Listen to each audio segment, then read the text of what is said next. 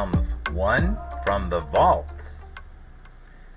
This is the podcast where we present something that has been languishing in our film vault for a while. You'll see on the bottom right hand side what date the original production was filmed, and we'll present it to you in its newest form, edited for viewing. So we hope you enjoy One from the Vaults. Here we go. This is Steve Harry Harris and the HarrisFilm crew of Ken Mays, Roy Ivey, Mark Ferguson, and Matt Arnold. Tonight, we're celebrating the anniversary of the Directory of Possibilities. The Directory of Possibilities, it is a sequel to the HarrisFilm Productions version of Captain Roth's Final Message. It is not the sequel. It is a sequel that comes after In Deep Mud, which is in production right now. So this is the anniversary. During the 2023 Director's Choice Awards, HarrisFilm Productions had two main films entered. The first was Captain Roth's Final Message, which was released in February of 2023, and Directory of Possibilities, written by Vance Major, produced by HarrisFilm Productions in cooperation with No Budget Productions and Filk Ferret Productions. That was released on the 25th of November 2023. As you can see, we had a lot of competition and a lot of different categories to enter. Our main focus was on Best Actor, Special Effects, Music, and Composites. In that regard, we entered Dave Candage for his opening credits montage composite that you see here.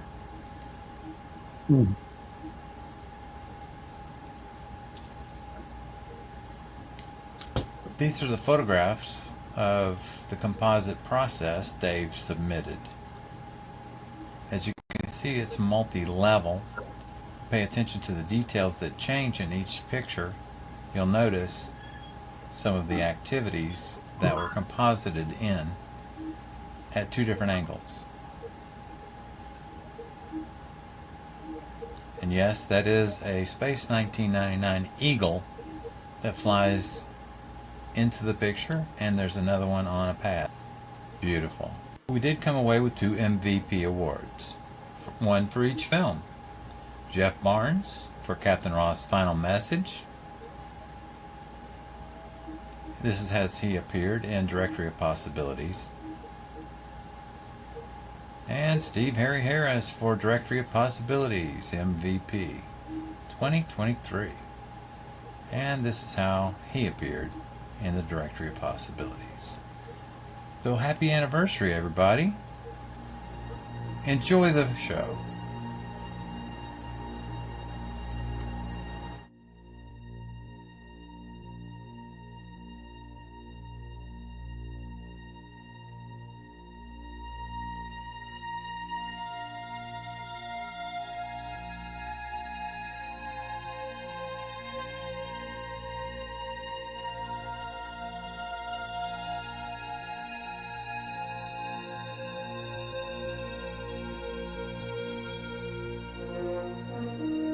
This is Task Force 78.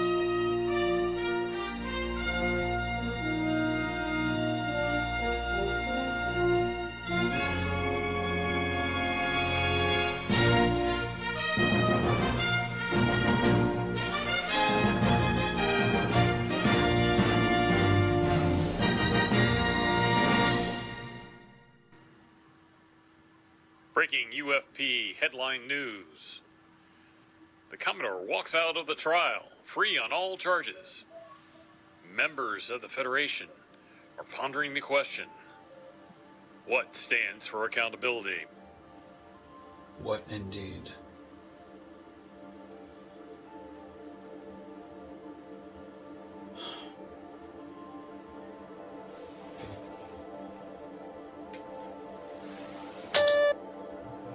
Bernard DeLee. Yes, Admiral. Get me in touch with Columbia. To whose attention, sir? Get me Captain Roth. Aye, sir. The Crytek is along the outer edge of Federation space. This will take some time, sir. We have the time, Commander.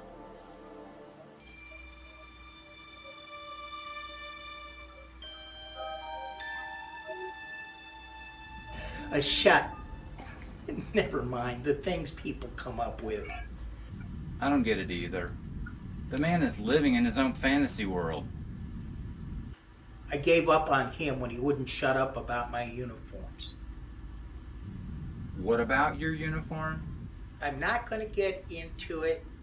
He was just very insulting, and I just don't think he gets boundaries with people. You got that right. He doesn't listen to anybody. It's his way or the skyway. Any command officer that surrounds themselves with yes men is doomed to failure. Well, then again, my friend, I'm always the bad guy. Oh well, I have nothing to do with him. Sure, but does he know that? You would think blocking him on my personal comm channel would suffice. Oh no, not with him.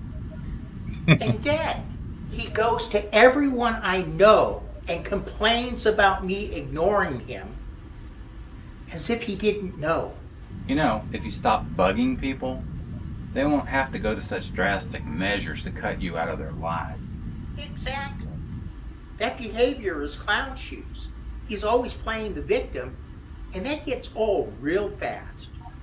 Do you think he'll ever change? I mean, we're getting too old for these games, and frankly, he is too. Yeah. But I don't think he has a hell of a lot left in life. I know. You're probably right. I'd rather spend time with people who bring out the best in me, not somebody who drags me down. And that is why I like you, JT. You have no idea how much I appreciate that, Sam. Well, I've wasted enough of your time. Let me know if you hear anything. Okay, catch you later. And if the Crytek needs us, just holler. It's nice to know that the Harrison is around to lend a hand. Always going to be safe. I added this transition and this shot for the HarrisFilm version.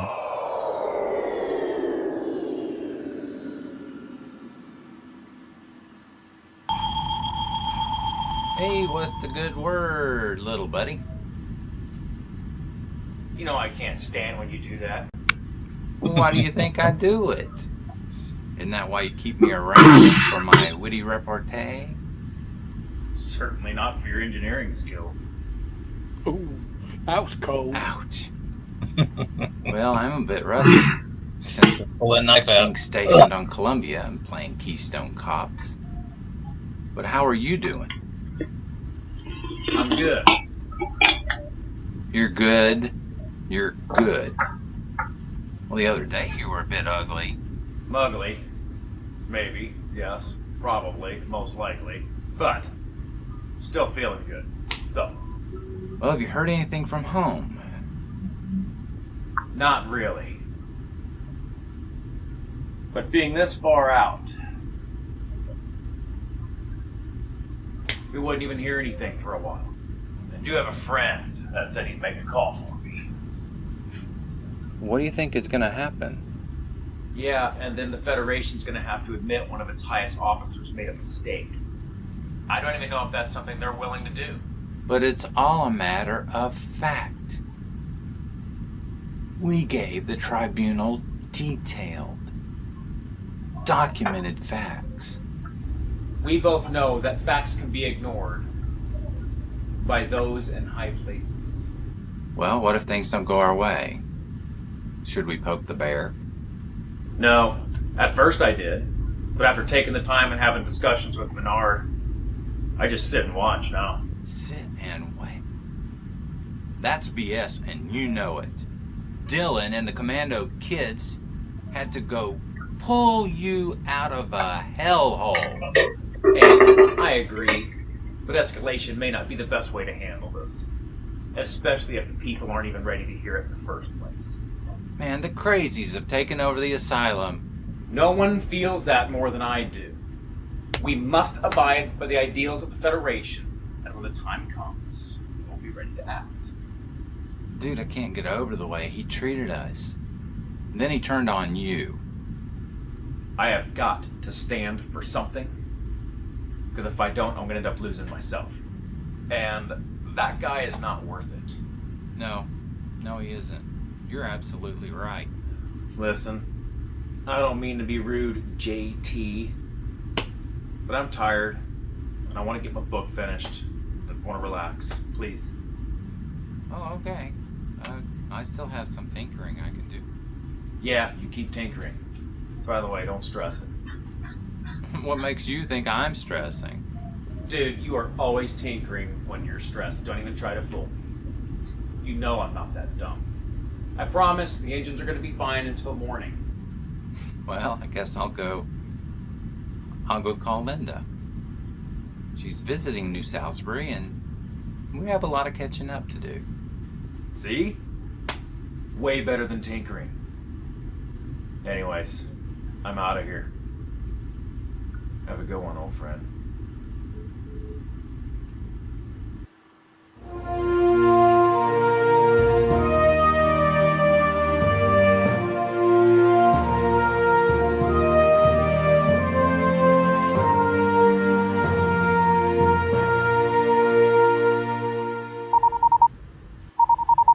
Computer, take my message here, please.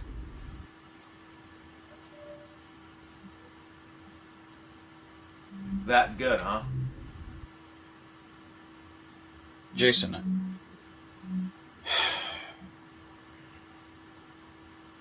I wish I had better news. Then what the hell happened, Eric? You said this was a done deal. What's going on? It was supposed to be.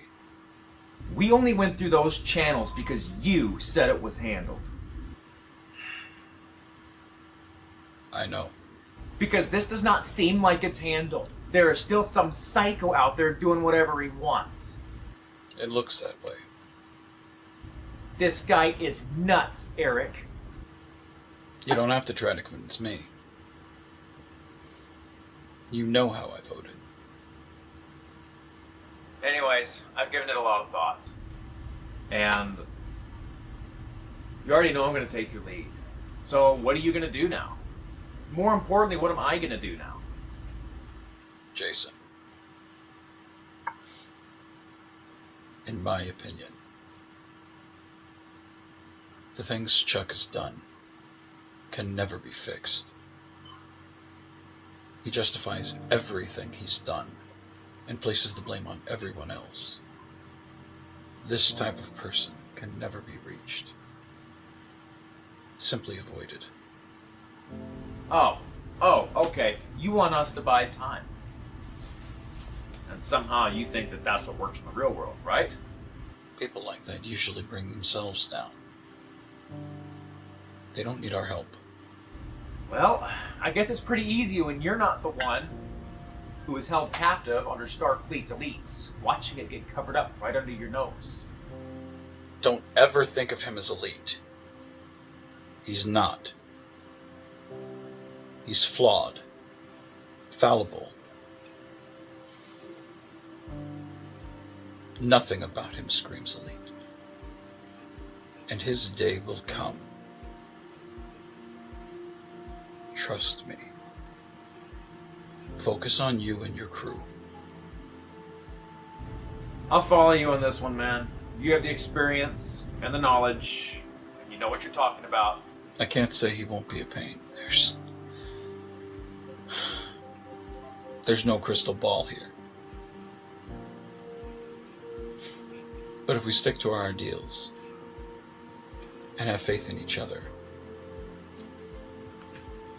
then we got this. Finally, give me something I can do. Thank you. I'm gonna hang out here until I get further direction from you. I don't forget the way people are mistreated or abused. And I give you my word, because my word means something. I will watch this. You will not fear this man anymore.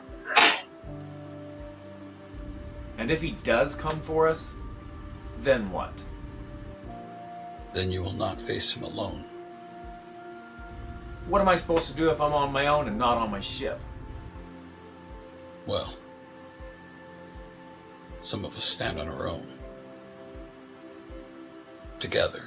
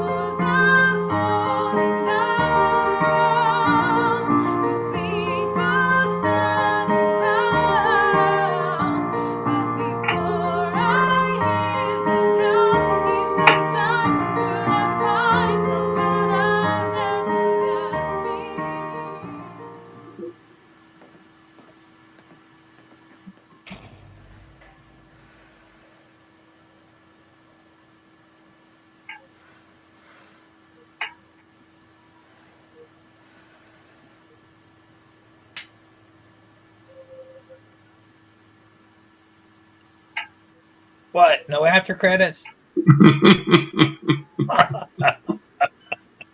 All right. Mark, you're the newest one in the room. I'm going to go to you first, okay? We've all seen it. We were in it, you know. In case you didn't notice, Roy's voice was the guy on the radio. So, what are your impressions?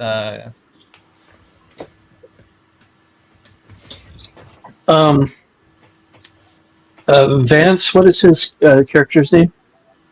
Admiral Eric Menard. Yeah, Admiral Menard. And the thing is, okay, Menard, see, the Constar films are complicated, and he's not necessarily consistent within his era, you know. He kind of floats between the era as different ranks and that kind of a thing. So we're in 2267 and he's an admiral, but in 2267 in another part in his own series, he's actually like a lieutenant commander and engineer. So don't let that bother you. It's like Avalon. Avalon has a universe. We have a universe. Menard has one, and this is his crossover he wrote for us. So go from there. The dialogue seemed a little bit slow. Okay. With the character of Menard, it just you know. I thought of it as deliberate, but okay. I mean, yeah, the dialogue was a little bit slow, a little bit quiet, but I guess it was meant to be very engaged and thoughtful. So I was kind of wondering about that, and yes, that sounded okay. And the one phrase I wasn't sure, the way it was written, it said, "Some of us stand alone together." So I didn't get that. That's a big unifying factor for him, right? And it's something they really get behind. And It's was meant to be a throwaway line in the beginning, but now it's kind of a rallying cry. You may not be able to tell from this movie, but from other things, it's a big rallying cry for everyone involved in those movies because you help pick up people that you have with you, and you get them over the finish line. So it's actually a big rallying cry for everyone involved in his films because he helps people get into films and then also helps them get out of their situations and helps them bring their dreams to reality. So it's it seems to be counterintuitive, but if you know, you know is what the idea basically is. You know, you may not think it makes sense, but if you're involved, you know, it is. Right. I kind of think of it as this, Mark. Okay, you might feel alone and you might physically be alone, but we're all in your corner. All you have to do is let us know what the situation is and we will help you. I like that analogy. That sounds really good. That's Vance's attitude, okay? And that's the attitude that we're trying to also exude here at HarrisFilm Productions. So that analogy really helps. That really defines that very well. I like that. You know, we all are trying to strive for a positive image within the fan filming community. We don't want to be known as people who are overly critical or backbiting other groups. If you don't like what another group does, don't talk bad about them. Talk about what you do like. Okay. So if there's a particular fan film group that you've seen and you don't like them because, well, for example, a lot of us don't speak English. So a lot of fan films are made in their native language. Okay. So you don't like the Czech films because you can't understand them? Well, if you're not patient enough to read the subtitles at the bottom, that's on you. You don't like it? That's your privilege. No big deal. Turn the channel, dude. Go over to Commodore Productions and watch some of his stuff. Tell me what you think about that. And then, you know, just find your niche, find your channel, and encourage those people who are in that channel to continue to do the things that you like. So I like the sincerity. I mean, that came through really clear, and like so the all of the camaraderie. actors, you mean? Well, yeah, especially with Answer, his sincerity came across very well, and you could see a connection between the two characters and that they care what the other one thinks and what they're feeling. You know, now that you give me that analogy, that really helps to tie that part of it together. I like that theme. All right. So it was Effecto Studios, Harris Film, No Budget Production, Filk Ferret Production. Okay, so it was 4 studios that went together, and Vance's group, Filk Ferret Studios, was sort of an add-on. You know, that's Frank's group. So No Budget Productions was the bulk of the work on this film. Okay, so it was his editor, Dave Candage. He had some special effects people do some stuff. And so if you notice some inconsistencies with the Columbia and the space station, and then you saw the Columbia that Ken made that I inserted, that's because there were 2 different VFX artists involved. At the time, we weren't able to produce the video VFX that we needed. So I said, look, you know, please just do what you got to. Here's the model. Here's a model of the K7 or K2. You know, if you notice, the K7 was there instead of a K2 because that's stock footage that we had from Kenneth Thompson Jr. Okay. And he's somebody that has worked with Vance before. So that was a no-brainer. We already had that footage. And most people wouldn't even notice that it was K7 instead of K2. And if they did, they don't care because, you know. The FX on that was really good. Well, I guess my feedback on that, what I really liked was the space station. And I liked the camaraderie and the way that the characters connected to each other. It wasn't it wasn't just someone reading something. You could really see the connection between each of the entities, each of the people, and the graphics on that space station. I really like that. It went well So together.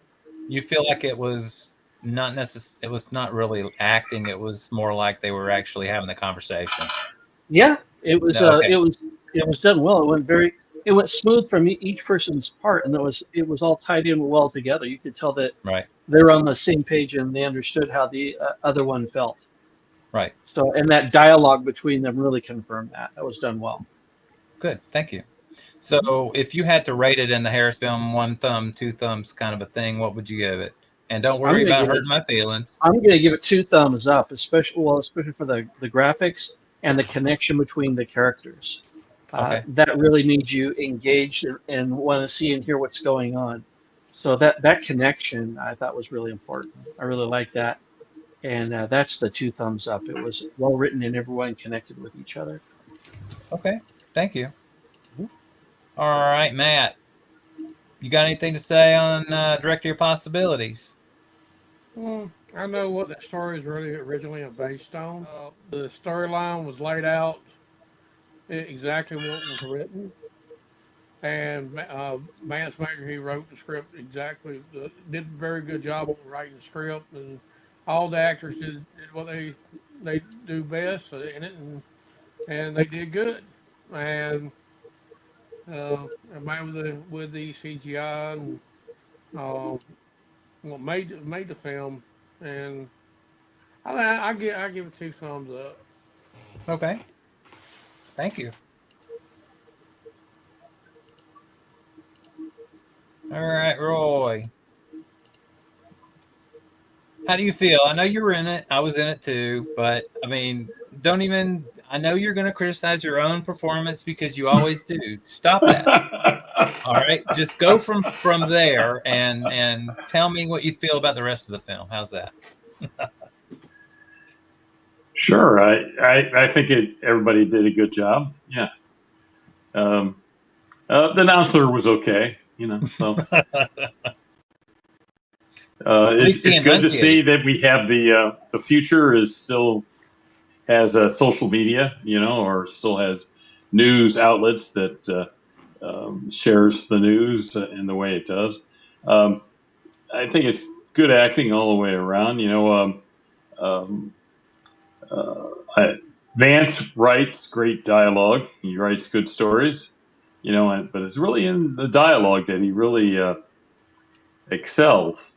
Yeah. And he writes from the people, so that's why his dialogue is so natural, is because he takes into the fact, what would Roy say? Right. What would Vance say? What does even though he didn't know you guys all that well, he still pegged you, right. With with Stahl and Frank and everybody else. So it's Captain Roth, right? And yeah, Captain Roth. I'm really I continue to be impressed by Captain Roth and Jeff. He did a great job in both Captain Roth's Final Message and Directory of Possibilities. And Directory of Possibilities. Really good, strong energy, natural. So yes, I think the camera really liked him. Mm-hmm. And I think that he was a very interesting character. I wish we had more of him. Right. But that's great stuff. Great stuff. Yeah. This is a film we'll be touting out for year after year. It keeps on giving. On the anniversary, which is the 25th of November. So yeah. All right. So would you give this a thumb up? It gets 2 thumbs up. Yeah. Yeah. Yeah. Oh, it could have used some Van den Bosch, but he didn't fit in the story at that point. Right. But yeah. I think it was well done, and I think it was us all blending and melding together. And you know, and one of these days we'll get this down well enough that we are able to produce more material. Even though we produce a lot of stuff, it's just not it would be released. nice if we had a more even output. Right. You know. Yeah. It is what it is. You know, some of it is practice. Yeah. And I'll give it 2 thumbs up, even though I was in it, because I like the way things turned out. There were a couple of rough parts of the edit, but we were also up against a time crunch too and a deadline. So it was approved and it went out the way it is. So that's that. It was Vance Major film. All right. So for you guys that don't know, we're working on several projects, including the sequel to Captain Ross' Final Message, which we're tentatively calling In Deep Mud. So Ken, talk to me, Goose. Well, Belle says it doesn't get any thumbs up because she wasn't in it. But speaking for myself, I would give it 1.5 thumbs. Okay. A lot of talking, not a lot of action. And I know we're limited on being able to go out on location and shoot action scenes and all that. Right. But it seems to me that something could have been inserted, like maybe a memory of something having to do with the rescue, showing a ship, whatever, Right. Okay. But the acting, it was good. Visual effects were good. I have my own version of the K-series station that I like, and it's when I see other versions, I can't help but compare. And like I said, maybe my ego talking, but I like my version. Okay, look, Ken, you've worked with Ken Thompson Jr. before, and he's been very helpful to HarrisFilm over the past 2 or 3 years. He's the one that set me up with you, and things worked out a lot better after that. But before Ken Mays came on board, Ken Thompson was my go-to guy, and he provided the space station for me as a filler, and I appreciate it. It's very well used, and so yeah, it looks a little different than our design, and it has a K7 on the bottom, and okay, whatever. It still worked, and most people won't even notice it's a K7. So I appreciate it. We thank you. What else you got? Like I said, the writing I didn't have a problem with. It's as part of a series. It carries the story. Like I said, I'm not as familiar with the events that are going to happen in Deep Mud and all that. Even though I've sent you the script, you don't read it. Well, there's time constraints on my side. Right, and I know. You kind of came in on this one as an advisor, sort of, and a VFX guy that was helping fill us in. My main concern was that it's only part of a story.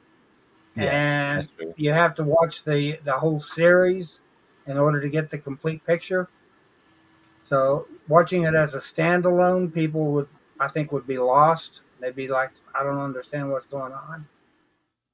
What would you rate this in our 2 thumb up? You said 1.5? Yeah, 1.5. And that's basically because there wasn't enough action? Yeah. Good. All right. So we still have an average of 2 thumbs for the HarrisFilm group. Yeah, it needed a bit more action to punch it up, the way they used to say in the old Hollywood days. It needs a little punching up, Well, as things were going, I had planned In Deep Mud to be filmed and produced before we did the Directory of Possibilities, but things fell through. And I had to keep rewriting because so-and-so's not available and somebody else is sick and they had to drop out and so on and so forth. Had to keep, create new characters, develop those characters, and all kinds of stuff going on. But so we went ahead, instead of just dropping the whole thing, Vance Major offered us 4 stories. So we have Directory of Possibilities was the first one, and it was released in November of 2023. The next one is called Where Do You Go? And that was basically written as a Combox video like this. And I've touched it up and added a couple of more characters, including Mr. Cisco and somebody on the bridge to take a call about the engines not working properly. And the next one from there is Entertaining Angels, which will star Kenneth Mays, Christopher Lee Power, who's a British actor, and another British actor who works over at NerdTube called Zamir Patwa. And then the final film is called We Are, and that is a film that Roy Ivey, as Admiral Vandenboss, will be discussing things with Mark Ferguson. Has a mental break because of an emergency, and he goes over the Admiral and the Captain's heads and directly contacts Zamir Patwa's character to try to help out in the situation, even though there's no way we could physically get there to help. And that's where we are on the crossover films. So those are all being filmed and or edited as we speak, and we're looking forward to them being released. Got a question for you. Okay. In some of the, when there's a series of them, at the beginning, is there some type of a, or I'm kind of new to it, but is there any type of like a montage of what's happened before at the beginning of the next film, so there's a tie-in to the one before that?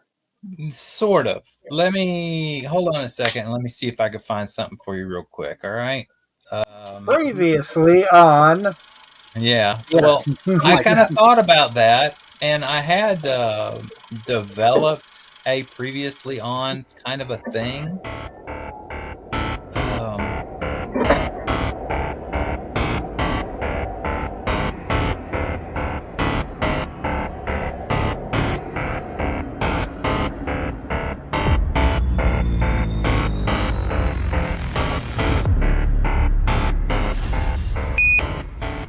This is Tucker Limbaugh of the Scientific Outpost on Selena B.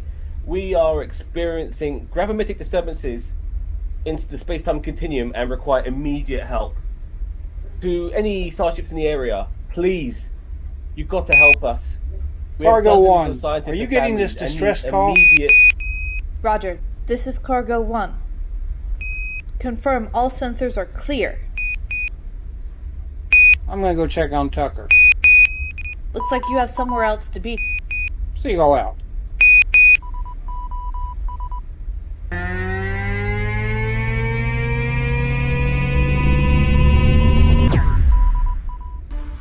Okay. That's all I got right now for the opening. You know, it's just an example of, it's sort of a previously on, but not really. It's more like, this is what's going on right now. You know what I mean? Does that make any sense at all? In Starfleet, there's no such thing as routine patrol. Yeah, whatever. Something always happens. Well, that's the whole point, is we're on routine patrol, and then something happens. It's not routine anymore. So, yeah. And I've also started to replace all of my titles with capital letters because they just look better. And it's easier not to make a mistake with spelling, you know, with capitalization or whatever. But you know, I like the opening. There's a you see the planet and some tie in there. I like that. It's the graphics are very well done also. Okay, good, thank you. That is not CGI. That is a model. Oh. The guy in England, Mark Anthony Craig, who has written several books on dioramas and published photos, created this specifically for HarrisFilm Productions. And the dome light changes whenever there's an emergency. See that? Oh. Okay. And these other shots, you might notice it looks like Space 1999. I got another artist who does 1999 interiors, and he allowed us to use those. Some of these other things are stock shots from different things that are available online for free. And that includes the explosion there. But there's an SOS with Samir Patwa that we've been playing with in different formats. And let's see. Him and his pigeons. Yet we were able to get Peter Hollywood to do some special composites and match it with the background that we had for the interior shot. And it includes a diorama outside the window that Mark Craig created. It's fantastic whenever it all comes together in Entertaining Angels. That's the thing, is that SOS is in Where Do You Go, Entertaining Angels, and We Are. So it's multiple uses right there. And it'll show up in different monitors, slightly different ways. So that's why it's shown in the beginning of the opening there in the intro for whatever that was. Where Do You Go, I guess.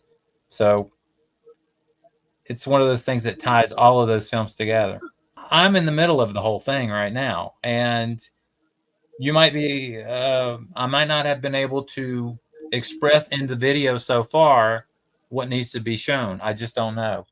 I think I've covered the bases, because they're basically Comsbox type stories, but we're switching it up a little bit with the 3-camera process, better backgrounds, better VFX, and of course sound effects, music, and all that. But I mean, it's not that we're ungrateful for what the other production companies have done with us. It's that we were striving for a particular look that we wanted to be consistent throughout the rest of the films. So I'm a little OCD, seriously. And instead of me listening to the dialogue, I'm seeing a line that's not straight, or I'm seeing a shot that's a little crooked or whatever. And it's not your fault. It's me. I know it's me. It's just, so that's why I try to do things a little differently and a little more consistent in our VFX and our backgrounds with Ken. All right. So that's it for tonight on the Directory of Possibilities anniversary. We hope you enjoyed the show. Come back and see us another time. Bye. You're watching One from the Vaults.